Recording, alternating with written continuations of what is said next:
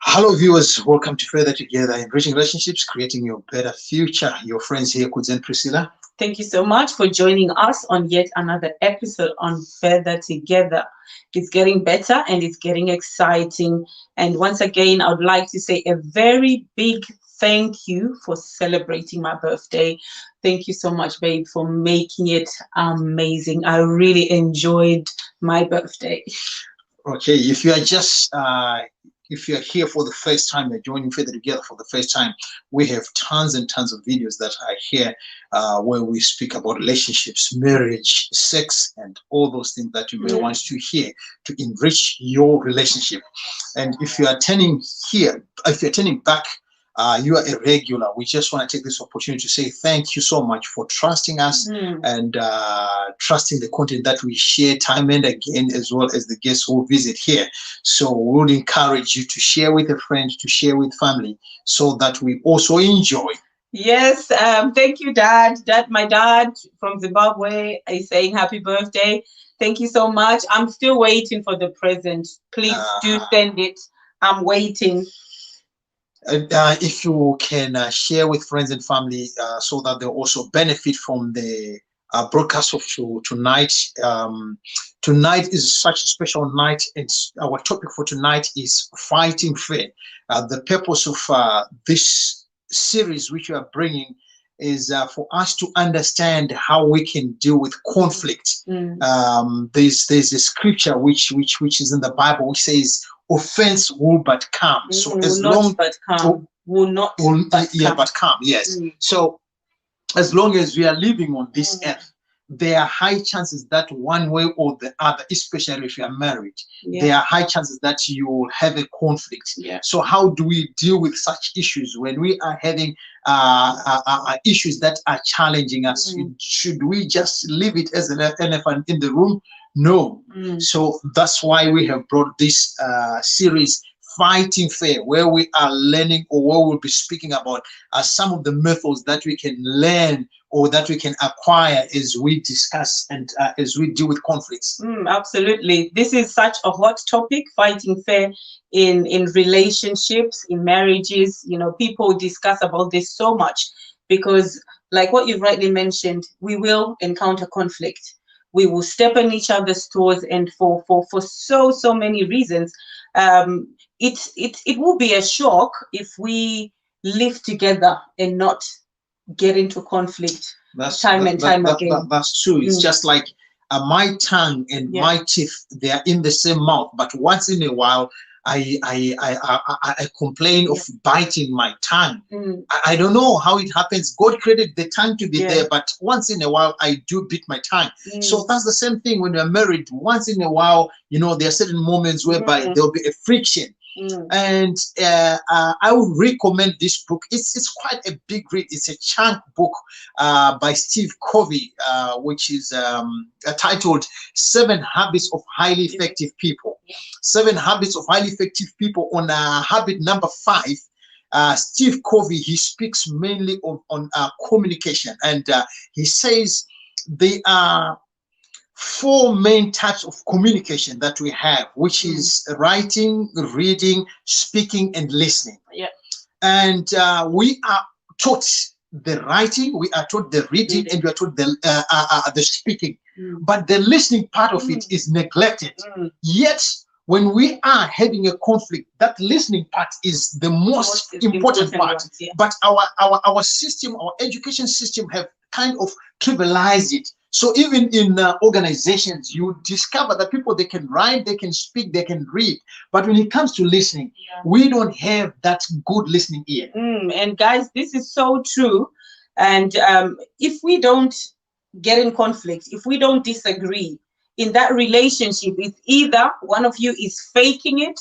So I'm just putting up a face, or I'm hiding all my feelings.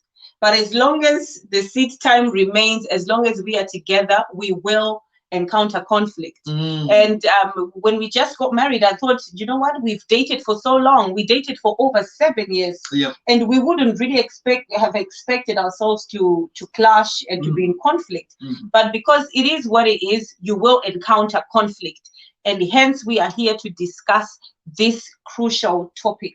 So if there's anything that you have to take home tonight is a conflict is unavoidable. Yes, you can't avoid it. As long as you're living together, you can't avoid it. It is natural. It is also healthy. Healthy relationships, they are stronger because there are moments where they will have conflict and they will come up with a resolution. Absolutely. And I know we touched on this some time ago, that the reasons why we encounter conflict is due to the differences that I have with you as a person. And sometimes it could be the family backgrounds where we are coming from. You know, we used to do things a certain way, and now I'm married, and I'm still myself, but at the same time, I'm living with a spouse who's coming from a different background. You know, it could be differences in personality. And the very things that may have attracted me to you. Research have shown that in most cases, the very same things that attract you to your spouse are the very same things that they cause, you know, conflict in marriages. For example, you get attracted to a girl because she's quiet, you know, she's reserved. Now that you're married, you're in the house, you feel like, oh, she's sluggish, she's not as, you know, active as that. But when you saw her, it is that you know, laid backness that's what attracted you to that person. Now that you are you're married now, you feel like things need to be done, and I need somebody to do these things fast. So you're looking at that person and you're, oh, you're very slow. And yet that slow, that was the thing you looked at when you loved her, or when you loved him. So those differences are there, and they can kickstart the issue of disagreements and conflict. It could be areas of having different priorities as well.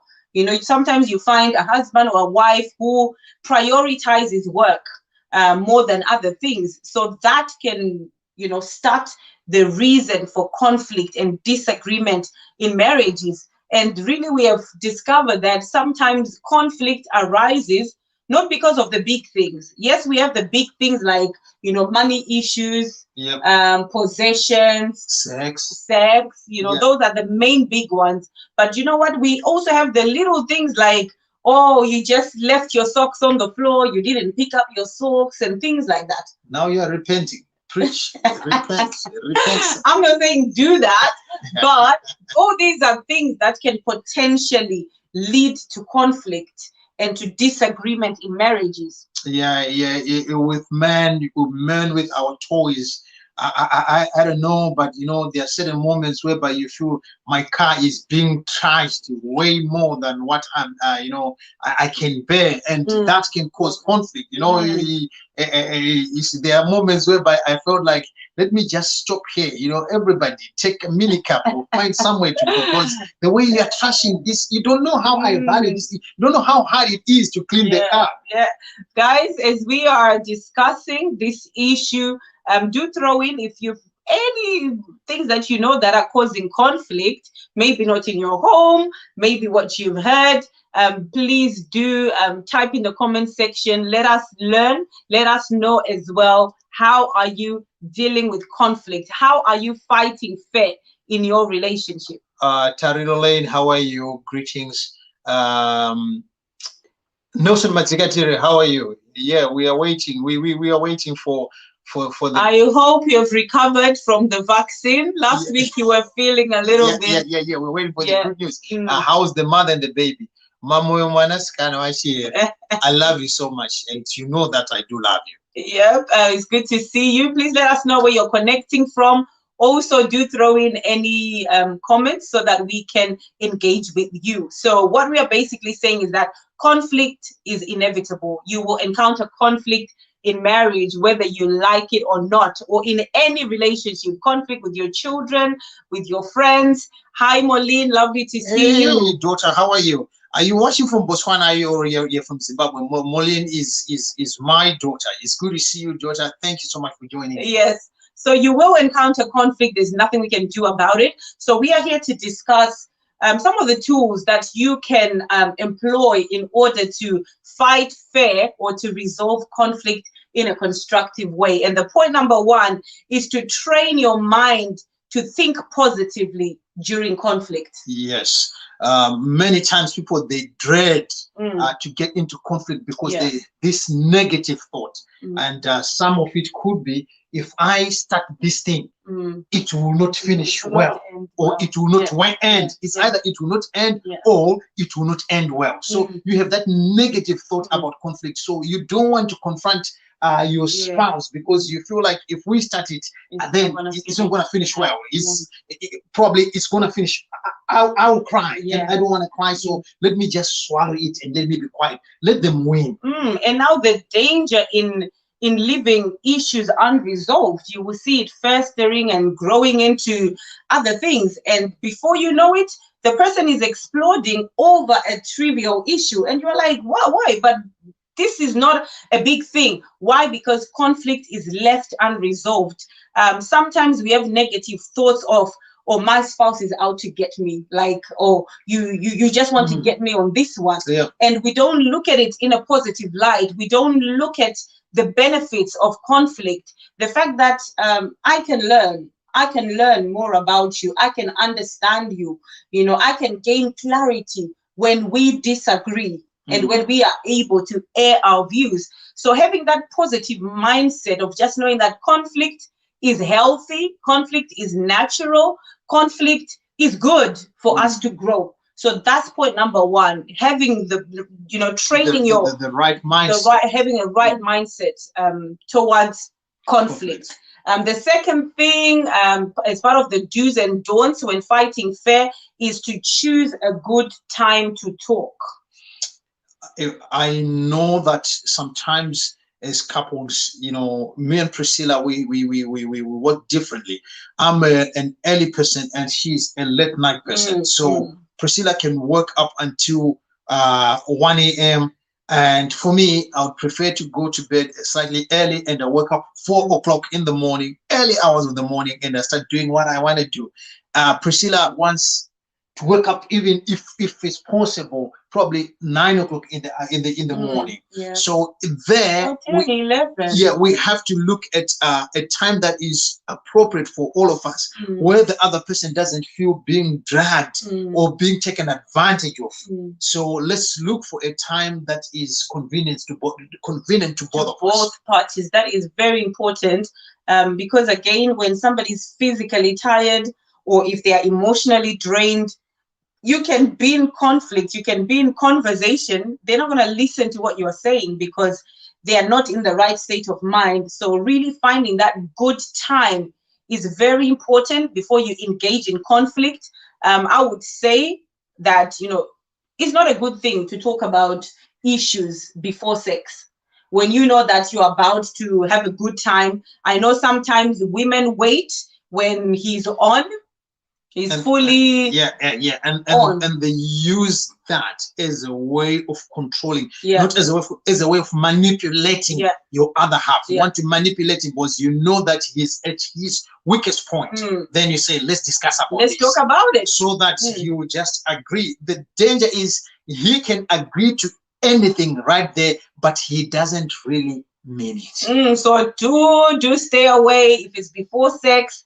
And another thing as well, don't air your dirty linen in the public.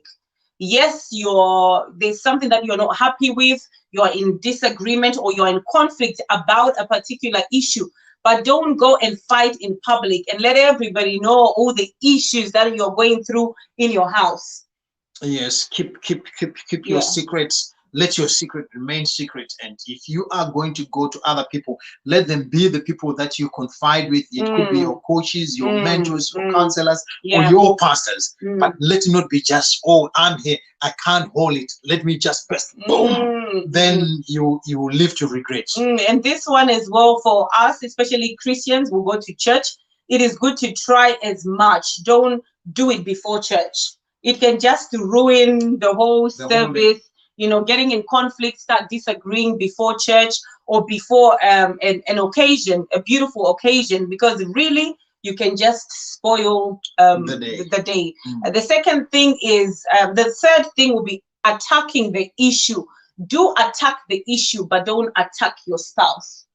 Good evening, Pastor Julie. It's good to see you and Pastor Peter right there. The point: do not attack. Don't attack the issue, but don't attack your spouse. The spouse. Yeah. I know that I'm one person who is quite loose with words, and those words like that sounds stupid, or it's unthought of, or it's unwise, and all that. You are pointing at the person. Yeah. You are not saying the decision that you have made is the person. Yeah. It's not the one which I agree with. And we have this issue of, instead of you hating the habit, if somebody is late, you say, I hate people who come late. Yes. So you hate people who come late. And the person is saying, oh, if you hate people who come late, so yeah, you hate me. And now if it is the habit that you want to deal with, is I hate the habit of coming late. So it's the habit. I'm separating the situation or the event and the person. But where we come from, if somebody doesn't behave and do things well, we just look at him and say, you're so, how can you be so stupid? and then the idea or the decision can be unwise, but the person is not stupid. Yes. So from there, then it to escalate. Then, oh, you're calling me stupid. Then your mother is stupid. Your father is stupid. Your clan and this, and it will turn now to be a grows. Yes, and the danger of attacking the spouse or attacking the other person is that they go on the defensive mode. Nobody wants to be attacked. It's in us that whenever you're attacked, you either fight, you flight, or you freeze. So you either run off, or you freeze, or you fight.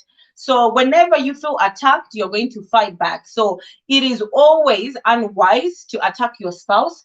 And I like what we learned when we were going through the journey of marriage, that when you are together as a couple, you have to know that whatever issue that you're dealing with, it should not come between you. Yeah. So we shouldn't put our issue here. And that issue divides us. But rather we should know that we are teammates, we are team players, we are together, we are on one side.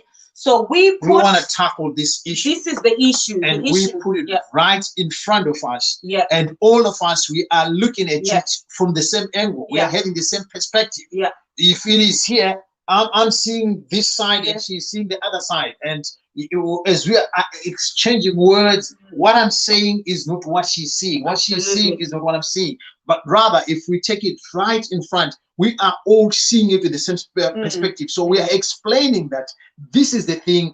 Are we seeing it with the same eye, with the same perspective, from the same point of view? Absolutely. So see the things from your spouse's perspective, and attack the issue and not the person. Don't say to your spouse, you always do this, or you are selfish, or you are rude, and you say all those negative words. If you want to fight fair, attack the issue and especially not the person.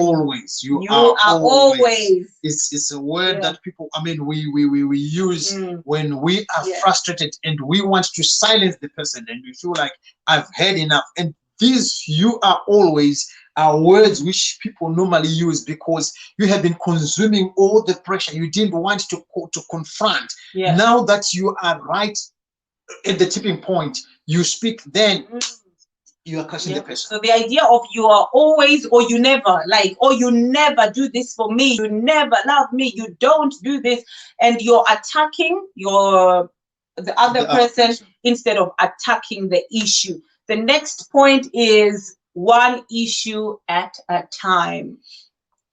One issue.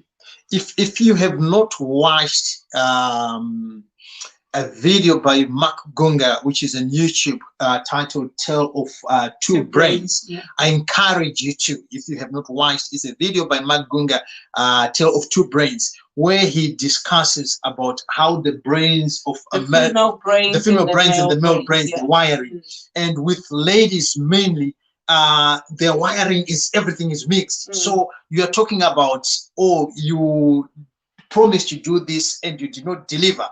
then it goes from not delivering, and it goes to the children. Then it goes to when my mother was here, you didn't buy her a present, and you do that, and you do that, and so it doesn't end on the issue of you did not bring my birthday gift which you had promised, and it will change. It goes on to how you did not take me to work the other day when I was running late, and it also changes.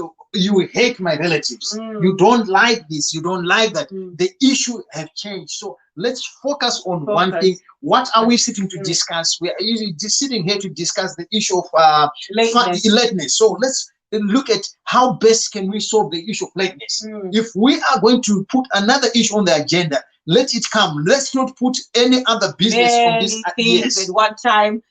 This I am guilty of, and you are guilty of as well. That sometimes we are discussing an issue, and then we bring so many things from the past, you know, or you once did this on that occasion. That is not what we are discussing now. Let's stick to the issue. What is the issue? What are we discussing? What is the cause of disagreement now? And try as much to focus.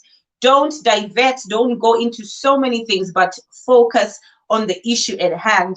And the last point that we are sharing for today is that be open. Be open.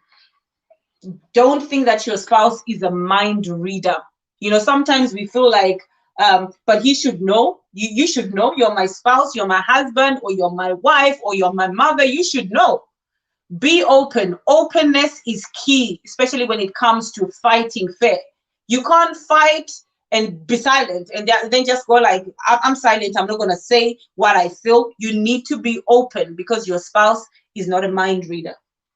There's one person whom I know, and it's him alone, who knows the end from the beginning. It's God. So your partner is not God, but even God, in his omnipotent, all-knowing, he says, ask and I will give to you. The reason why we pray, we are telling God those things that we do want from him. So if you are having certain issues which you feel your partner is not doing well, sit down with them and articulate them.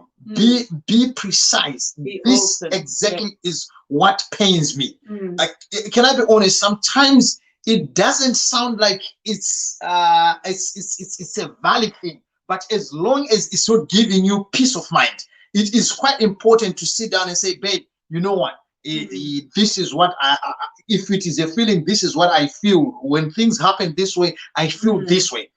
Don't trivialize it and try to say, okay, let me be quiet. She will know what to do, or he will know what to do. They may not know what to do. Instead, they will come and pile more things and pile more things, and you will end up be the one who's carrying weight on your shoulders. That's so true. So be open. They're not a mind reader. And even if you're from my family, Priscilla's family, where we are like, you know what?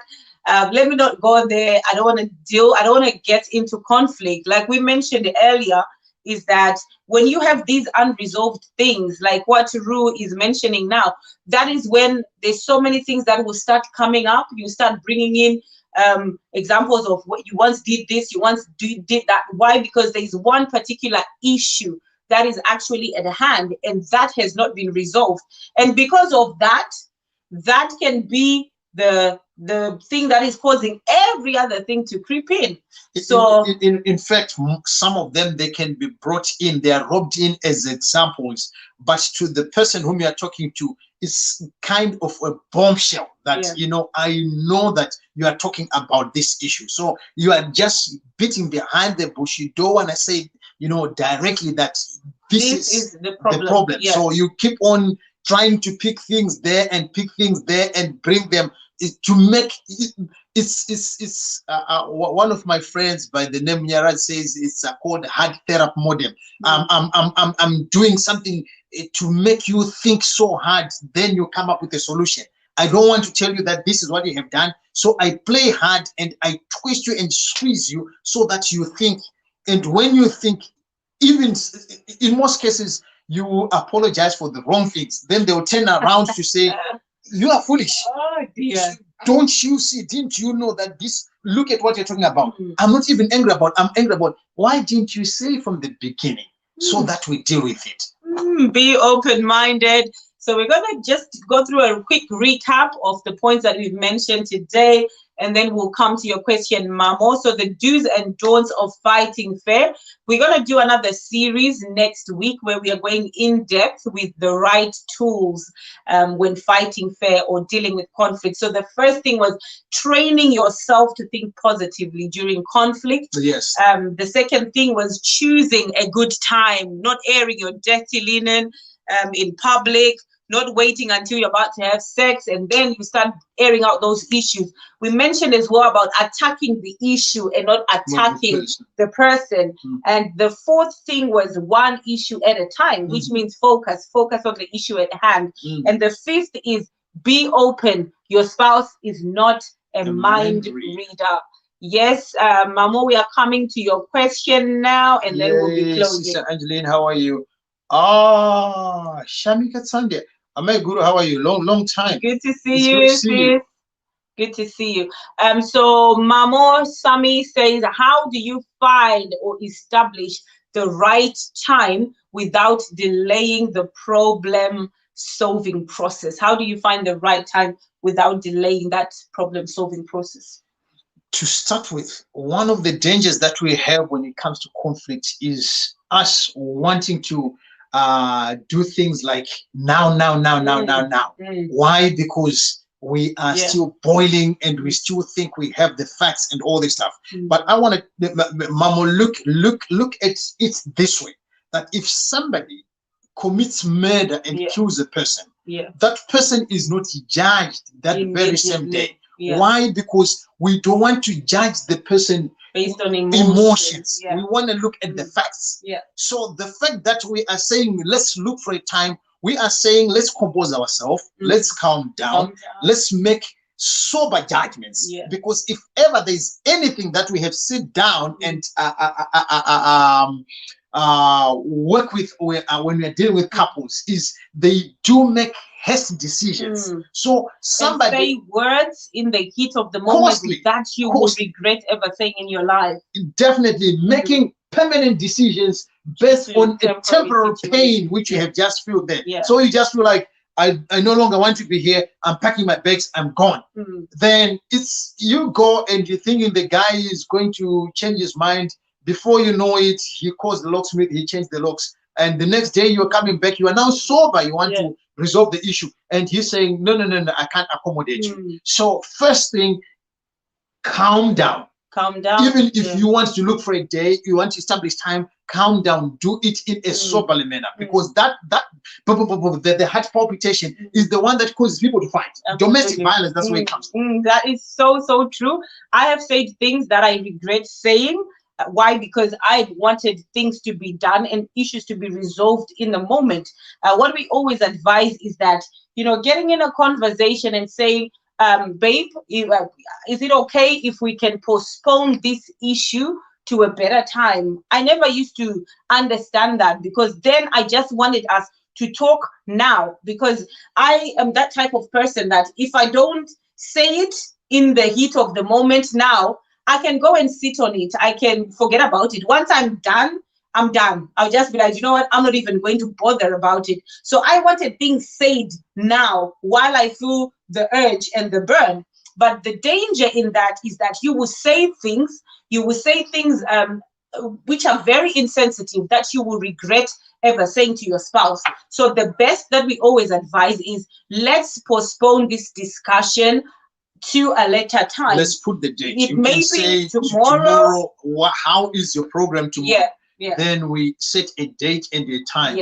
And we all go and relax, think over it. When we are coming, we are all sober. You have rationalized. You have thought of the good times which that person have been with you. You're also thinking of all the rough patches that that person have gone with you. So when you're coming, you're not just looking at them that, oh, he's stupid. How can he do this? You also have to remember that in as much as we have done this, there are these tons of good things. This person have come all the way with me. We have been through all these things together. So it might not be that he meant to spite me or to hate me. It's only that it could be a misjudgment. Yes, so leave it to the right moment. Not saying that there are no issues where you have to discuss there right and away. Then. Like seriously, let's talk about it. Let's solve it. Yes, but you Not have to make sure that you are both in that good state of mind to have that conversation. Because what good is it to have a conversation with your spouse if they are not ready to listen? You are just making noise at the end of the day. So are they in the right state or place of mind to listen? If they are not, no matter how hard or burning it is, you might need to postpone it. And again, we don't advocate for waiting for months, waiting for weeks before you come back to it. Yes, neutralizes, because that is how sometimes we end up sweeping things under the carpet. Why? Because we didn't talk about it. So do come up with a balance, obviously taking into consideration that you're choosing the right time that both of you can discuss those issues, and just making sure you're in a space where both can be open to one another and establish good and constructive ways to resolve your conflict. Establish a good time, establish ways of resolving your conflict, which we'll be bringing next week. But before we go, the homework. The homework that we have for tonight is that go and have a discussion with your spouse. Go and talk about the bad times or the good times that you can discuss issues, discuss a disagreement. So obviously all of us are different, but go and come to a compromise. Ask your spouse, what is a good time? If we have an issue, if we have something to talk about, what do you consider a good time? And make note of that, and also ask them, what do you consider a bad time? And whatever they say, for some people, they don't mind 4 a.m. in the morning. We can be discussing issues, so that is fine. So then reach a compromise of the time that you both can engage in conversation. There are moments whereby you have to, when you're establishing the time, you have to compromise. Some will say fighting fair. Some will say I'm good in the morning, and the other one says in the evening. So let's meet in between in the afternoon. Boys, I'm not following to where you are, neither do I want you to fall to my own schedule. Let's meet halfway. So if it's morning and the other one is evening, let's meet in the afternoon. That will help us to establish a fair environment for us to resolve conflict. Absolutely. And guys, this is what we have time for. What we are saying tonight is that with the right tools to resolve conflict, to fight fair, we can grow closer to each other. Gone are the days where things are shelved under the carpet and you don't discuss issues. Being open to one another is key. So let's go and do the homework, and next week we'll be back with another series. Next week it will be series 2, and we'll be sharing the strategies and the modalities that you can use to solve conflict. What more shall we say, apart from saying thank you so much for giving us your precious possession, which is time, your time. Elder Gabriel, it's good to see you. Thank you so much, sir. How are you where you are? Well, we know that your duty calls. Yes, and it's good to see you joining us here. Thank you, Karumbi. Thank you so much, Carol, for joining us. And do share if you haven't shared this broadcast with friends. We know that there are some who are just behind there, they did not type. We want to take this opportunity to say thank you so much for joining us. God permitting, time willing, we will meet again next week.